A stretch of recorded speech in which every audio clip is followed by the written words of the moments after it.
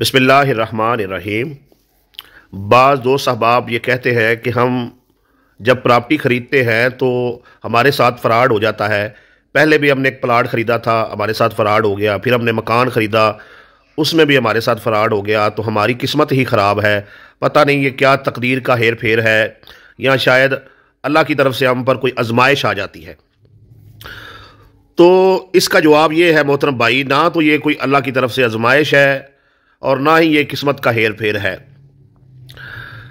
बात यह है कि आपने ज़मीन से एक पहाड़ पे चढ़ना है, तो पहाड़ पर चढ़ने के लिए आपको किन चीज़ों की ज़रूरत है, कैसे चलना है, कहाँ पे रुकना है, ये तरीक़ाकार और क्या क्या चीज़ें चाहिए, इसका मुकम्मल इल्म होना चाहिए।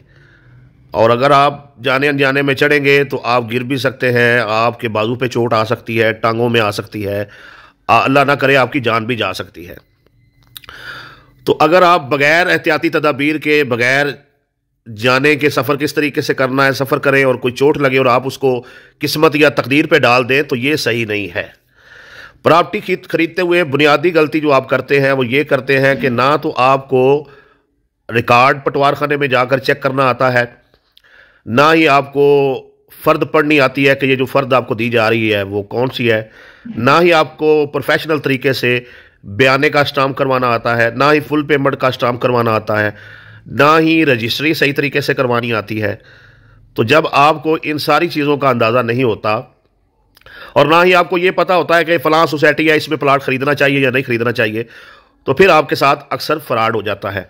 और ना ही आप किसी प्रोफेशनल बंदे को पकड़ते हैं कि आप 50 लाख का प्लाट ख़रीद रहे हैं, चलो 50,000 1 लाख उसको भी दे दे ताकि आपके 50 लाख रकम जो है वो महफूज हो जाए।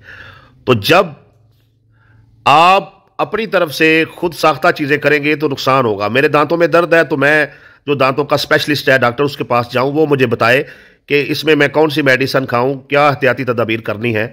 अगर खुद से कोई लोहे का औजार लेकर या कोई लकड़ी का टुकड़ा लेकर मैं दांतों में मारता हूं तो अल्लाह ना करे मुंह में कोई मसला भी हो सकता है। तो इसलिए बजाय इस मामले को तकदीर पर डालने के, किस्मत पर डालने के और कहने के कि अल्लाह की तरफ से ऐसे है, आप जो है सही रास्ता अख्तियार करें।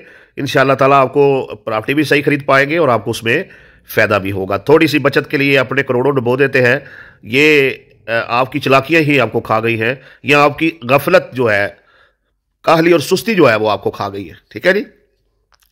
तो प्रोफेशनल बंदे के जरिए प्रॉपर्टी खरीदा करें ताकि आपके लिए आसानियाँ पैदा हों। ठीक है जी। और दूसरी बात यह है, जब तक आप कागजात जो है वो मुकम्मल तरीके से चेक ना करवा लें तब तक बड़ी अमाउंट बयाना ना दिया करें। बस टोकन दिया करें 1,50,000 बस इतना को, और उसके बाद अच्छे से उसका रिकॉर्ड चेक करें और फिर बयाना दें और फिर आगे चल के सारी चीज़ें जो हैं वो उस रकबे की आप किया करें।